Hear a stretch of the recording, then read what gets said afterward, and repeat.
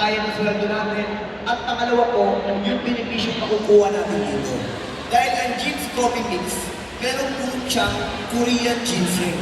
Ang ibig sabihin po doon, malaki ang may tutulong nito para maging matalas ang ating pag-iisip at sumigla ang ating katawan. Iba po siya sa ibang coffee na pag ininom mo lang, magigisip ka, masarap lang yung lasa. Ito pinagsama-sama na po ng masarap na yung lasa, magiging masigla ka pa at magiging matalas pa ang pag-iisip natin. Yun po ang kaibahan ng Jim's Coffee Mix. Okay, wala nang palakpak yan! Alam mo, yun yung kagandahan kay Coco. Talaga, inaalam niya yung produkto bago in-endorse. So, palakpakan natin ulit. Thank you! Okay. Sa akin naman, alam mo, nung naging number 1 ang Mega Sardines, at sinasabi namin, okay, kailangan may ibang produkto na naman kailangan. Pero hindi naman yung mas ginanong produkto lang, kailangan may naiiba. So that's why the difference is coffee with Korean ginseng. So anong ginagawa?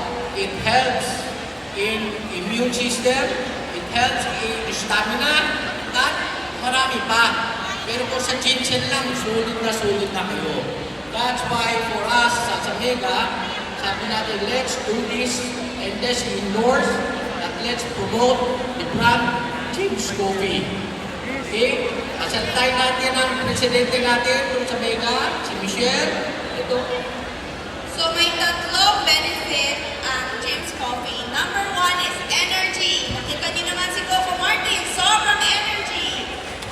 Number 2 is memory. So pag uminom kayo ng Jim's Coffee, gaganda ang memory niyo because of the Korean ginseng.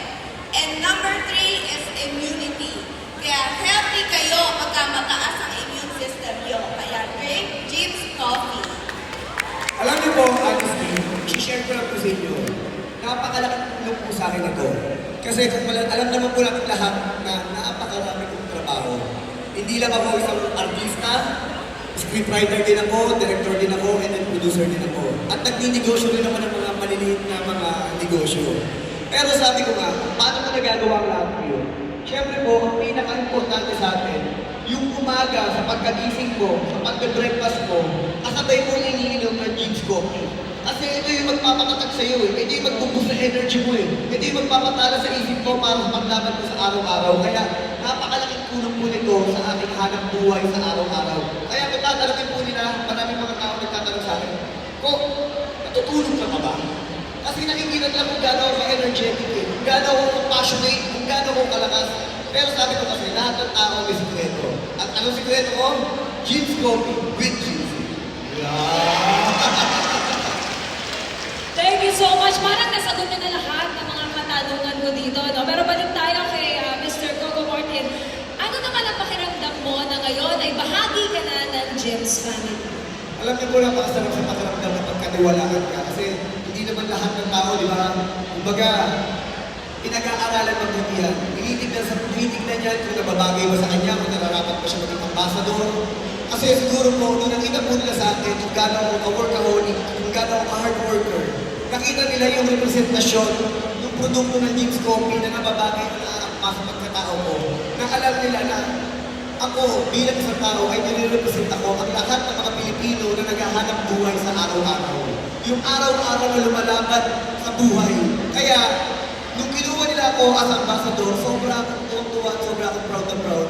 Kasi, kahit pa paano, sabi ko, sa ibang talento ko sa pag-arte, sa pag-direct, nakita rin nila yung kailan ko kung gano'n kasipag bilang tao. Kaya, masarap sa pakiramdam na nakita ng mga tao yun kung gano'n ko nagsusumikap para sa aking buhay, para sa aking pamilya. At pinapakita ko na gano'n ka-workaholic, at gano'n kasipag, at gano'n ka-uhusay ang lahat ng mga Pilipino. Maraming salamat. Palakpakan niyo naman. Iisa talaga. At ngayon naman, meron tayo mga katanungan mula sa ating mga media friends. Maraming salamat also for being here. Umpisahan po natin from Modern Parenting.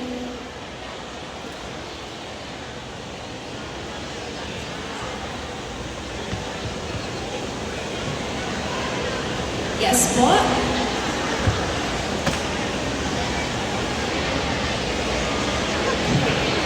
Hello. Okay.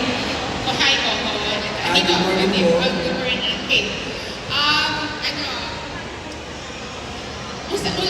dahil usapan naman kami to, ngayon na meron ka ng endorsement again ng coffee, gaano na ngayon kahalaga ang kape sa set? Kasi alam mo, araw-araw na kayong nagtitaping, and syempre, in between breaks, I'm sure, usapan kape and barkada.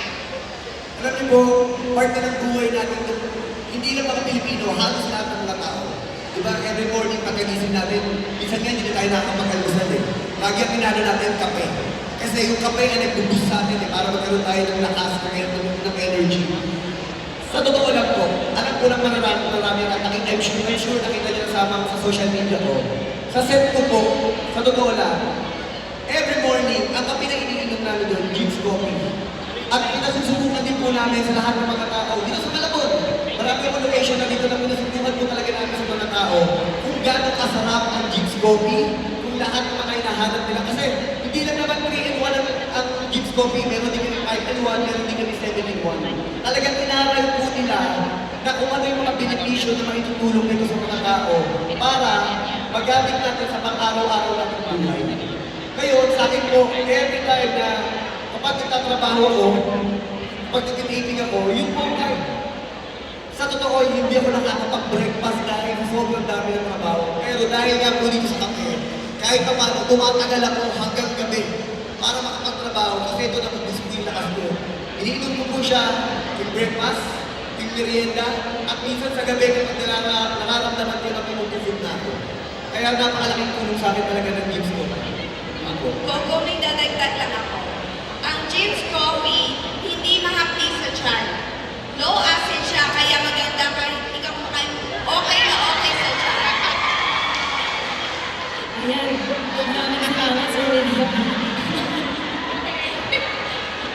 Alright. Follow up na lang before moving to the last, next question. Coco, Ratings ng Batang Quiapo compare sa probinsyano. At ngayong papatapos po ang 2025 na napakaraming mga proyekto na pumapasok sa akin na meron po akong 4 na pelikulang gagawin at meron din po akong mga series na gagawin. Sabi ko sa sarili ko, akala ko patapos na ako, akala ko nagawa ko na lahat. Ngayon po, naramdaman sa sarili ko, nung nangyari ang probinsyano, yun pa lang po pala ang start ng career ko. Kasi ngayong papasok ang 2026, ngayong papasok po ang 2026, napakaraming proyekto na pumasok po sa akin. Honestly, sinishare ko nga po sa mga kaibigan ko. Hindi ko alam kung paano ko hahatiin ang sarili ko para gawin ang lahat ng mga proyekto. Pero sabi ko sa sarili ko, kinala ko. At alam ko kung saan ako nagsimula. Wala akong inaatrasan na laban. Kung ibinigay sa akin ito ng Diyos, at alam ko may dahilan kung bakit ibinigay sa akin ang lahat ng mga blessing na ito, lahat ng mga proyekto ko. Alam ko na kakayanin ko ito. Kaya, sinasabi ko ito na alam nyo, sa buhay natin lahat, sa mga Pilipino, minsan nagtatanong tayo na bakit kulang tayo sa oportunidad. Bakit kulang ang suporta na natatanggap natin para mapakita natin yung talento natin. Lahat ng mga katanungan yan, pinatuturin yan sa sarili ko nung araw. Kasi dati ang hinahanap ko lang po, laging oportunidad, trabaho, basta mabigyan ng trabaho, kulang ng trabaho. Pero laging wala, laging kulang. Magtatrabaho ako, mag-waiter ako, 6 months, endo. Nag-tricycle driver ako, sira yung tricycle. Nag-janitor ako, na-endo rin ako. Nag-dishwasher ako, na-endo rin ako. Pero alam niyo po, kaya ko sinishare sa inyo, minsan pala, sinasabi nila, alam ng Diyos kung kailan niya ibibigay yung tamang pagkakataon o right timing para sa ating lahat. Nung binigay na sa akin ng Diyos yung tamang pagkakataon at na hindi ko inakala na ang trabaho pag-artista pala ang magiging regular kong trabaho. At nung nakita ko na siya na parang ito na yata yung career na ibinigay sa akin ng Panginoon. Kasi dati, magkakatrabaho ako ngayon, 6 na buwan, wala. Magkakatrabaho ako ngayon, 1 taon, wala. Nung naramdaman ko lang na nagdedire-diretso na yung trabaho ko, sabi ko, ito na yung career, ito na yung trabaho. Kaya ang ginawa ko po, pinagbuti ko na pinagbuti yung trabaho ko. Kaya hindi lang bilang artista, hanggang sa natutunan ko na maging scriptwriter, hanggang naging director na ako, at ngayon nagpo-produce na ako ng mga pelikula at ng mga show ko. Sabi ko nga, huwag sanang mawawalan ng pag-asa ng mga Pilipino. Kasi po, right timing, magsipag at tumalon tayo sa oportunidad na kung ano man yung binibigay natin sa harapan sa atin. Alam niyo po nung nagtrabaho po ako sa kanila bilang janitor, ang mga Pilipino ang gusto nilang mga trabador. Bakit? Napakasisipag natin, hindi tayo mariklamo at napakatalino natin. Lagi ko pinagsasabi, lagi ko pinagyayabang, napaka-talento ng mga Pilipino. Kahit po nung lumalaban kami sa festival abroad noong araw, kahit napakalit ng budget ng pelikula namin, nagugulat kami bakit tayo ang nananalo. Kulang lang tayo sa suporta. Kung mabibigyan lang tayo ng tamang suporta, lahat ng Pilipino, naniniwala ako, magiging successful. Kagaya po na nangyari sa buhay ko. Ayun po, Shirley Buwanan ako po, pinag-aaralan po namin mabuti. Kasi po, alam naman po natin, di ba, kapag nasira ang isang produkto at lalo na in-endorse namin, masisira rin po yung credibility namin, yung pangalan po namin. Kaya sinusuri po namin ito mabuti bago po namin i-endorse. Nag-meeting, nag-uusap, at kaya po mismo, pinaaral namin mabuti yung produkto bago po namin kunin. Kasi po, yung totoo, madali kumita ng pera. Pero ang mahirap masira, yung matagal na pinaghihirapan ko rin sa trabaho ko, kapag nasira ang pangalan ko, nasira ang produkto, masisira rin po ang pangalan ko sa mga tao. Yun po. Salamat po. Sa tagal ko kilala si Coco, alam mo, si Coco ang pinakamabait at pinakamasipag na artista na nakilala ko. Sobra siyang humble and sobra siyang true, authentic siya. Ang sabi ko naman sa kanya, kailangan masipag ka pero alagaan mo ang kalusugan mo. Kasi importante ang kalusugan. Kaya ngayon, James Coffee araw-araw siya para mapanatiling healthy ang kalusugan niya. So, nagpasalamat din kami kay Tita Shirley, kay Mami Shirley, and also kay Coco kasi tinanggap niya ang James Coffee. And alam niya na talagang makakabuti ito para sa inyong mga Pilipino, para sa kalusugan natin. Remember, family is very important sa atin. Kaya panatilihin nating malusog tayo para sa ating pamilya. Thank you very much, and also thank you to Alan Ignacio from Daily Tribune. Ngayon, final message na tayo sa ating mga ka-James. Anong sasabihin? Sinabi ni Coco na lahat. Anyway, sa James, hopefully, sana masuportahan kami na mas na hindi may product ang James, pero nakita namin ang potentials at nakita rin namin ang endorser natin na talaga very clean, the role model. I hope that you could help us promote James Coffee sa Luzon, Visayas, Mindanao. Yung tinatawag na James Coffee Mix. So hopefully, after a while, siguro magiging may ranking, and I hope that we will be ranking well. Okay, anyway, as chairman, it's delegated to President and CEO Michelle. Good. So, kailangan namin ng tulong nyo para maging #1 si James dito sa Malabon at sa buong Pilipinas. Salamat sa lahat. Ako po, unang-una nagpapasalamat ako sa lahat ng mga tao na nandito ngayong umagang to. Salamat po sa oras ninyo. Alam ko po, lahat tayo, napakaraming ginagawa, may trabaho, pamilya, napakaraming natin inaasikaso. Pero pinagdaanan niyo po kami ng oras. At sa lahat po ng ating mga kaibigan na press, thank you so much po sa lahat ng mga vloggers.